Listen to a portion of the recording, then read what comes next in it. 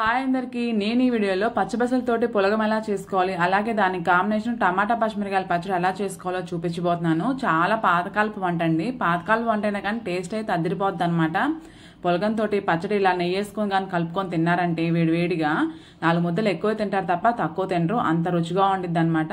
నేను ఈ రెండు ఎలా చేయాలో ఈ వీడియోలో చూపించబోతున్నాను. వీడియో మొత్తం చూడండి. ముందుగా అయితే మనం పచ్చిమిరకాయలు టమాటా పచ్చడి చేసుకుందాం. అందుకోసం మనం ఇలా టమాటాలు కట్ చేసి పెట్టుకోవాలి.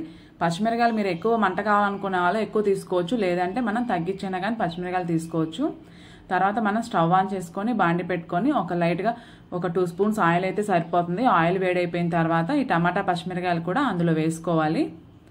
తర్వాత మనం 4 చిన్నులపాయలు కూడా వేసుకుందాం. పైన ఇప్పుడు లైట్గా సాల్ట్ కూడా చల్లుకోవాలి. ఈ మొత్తం కూడా కలిసిపోయేలా కలుపుకొని మనం మంట సిమ్లో పెట్టుకొని ఇలా కలుపుకోవాలన్నమాట, సగం మగ్గే వరకు. లేదంటే మీరు సిమ్లో పెట్టుకొని 2 మినిట్స్ మూత పెట్టేసినా కానీ టమాటా పచ్చిమిరకాయలే కాబట్టి ఈజీగా మగ్గిపోతాయి. ఈ మొత్తం కూడా మగ్గిపోయిన తర్వాత మనం స్టవ్ ఆఫ్ చేసుకొని ప్లేట్లో తీసుకొని చల్లగా చేసుకొని ఒక మిక్సీ గిన్నెలో వేసుకోవాలి. తర్వాత మనం చింతొక్కు తీసుకుందాం. చింతొక్కు అంటే చింతకాయలు, కల్లుప్పు, పసుపు ఈ 3 కలిపి దంచేస్తారు. రోట్లో పల్లెటూరులో చేస్తారండి ఎక్కువ. ఇదైతే 1 సంవత్సరం పాటైనా నిల్వ ఉంటుంది. మీ దగ్గర అయితే చింతొక్కు లేకపోతే చింతపండు అయినా కొంచెం తీసుకోండి.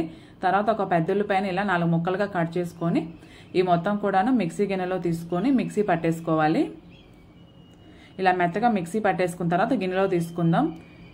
మీ దగ్గర రోలు కానీ ఉందంటే చక్కగా రోట్లో దంచేసుకోండి, రుచి చాలా బాగుండేది. రోటి పచ్చడి అయితే ఇంకా కూడాను. నా దగ్గర రోల్ లేదు కాబట్టి నేనైతే ఇలా మిక్సీలో వేసుకున్నాను. ఈ పచ్చడి అన్నంలోకైనా కానీ దోశలోకి ఉప్మాలోకి కానీ చాలా రుచిగా ఉండిద్దండి. టేస్ట్ మాత్రం చాలా బాగుండిద్ది పచ్చడిది. ఇప్పుడైతే మనం పులగం ఎలా చేసుకోవాలో చూద్దాం. ఈ పులగం కోసం మనం ఇలాంటి పచ్చపెసలు తీసుకోవాలి. మీరు పచ్చగుండ్లు తీసుకున్నా కానీ బాగానే ఉంటుంది. కాకపోతే అవి వేయించుకున్న తర్వాత మనం చెరిగేసి పొట్టు విదిలించుకోవాలన్నమాట, విసురుకోవాల్సి వస్తుంది.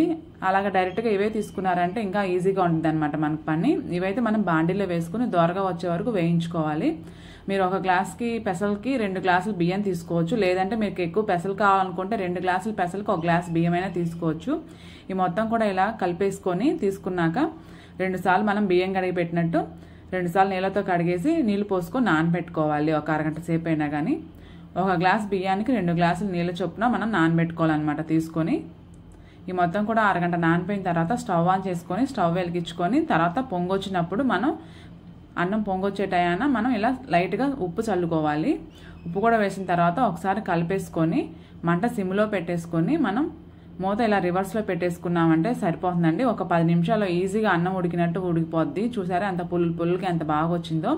చాలా సింపుల్ అండి. ఇదే పులకాన్ని కొంతమంది అయితే తాలింపులు, బిర్యానీ ఆకులు అన్నీ వేసుకొని బిర్యానీలాగా కూడా చేసుకుంటారు. నేనైతే పిల్లలు ఇలా ఈజీగా తింటారు, పిల్లలకైతే హెల్త్కి మంచిది అనేసి నేనైతే అన్నంలాగా వండేస్తాను.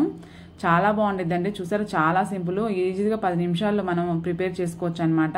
వేడిగా పులగంతో పాటు టమాటా పచ్చిమిరకాయల పచ్చడి నెయ్యి వేసుకొని తిన్నారంటే పిల్లలు కూడా చాలా ఇష్టంగా తింటారు. ఈజీగా అయిపోయే వంట అనమాట. హెల్త్ కూడా పెసలు అనేది చాలా మంచిది. మీరు కూడా ఒకసారి నచ్చితే ట్రై చేయండి. ఎప్పుడు అన్నము కూరలు నాన్ వెజే కాకుండా ఇలా ఒకసారి ట్రై చేయండి, చాలా బాగుండేది. మీకు ఈ వీడియో నచ్చిందంటే లైక్ చేయండి, సబ్స్క్రైబ్ చేయండి.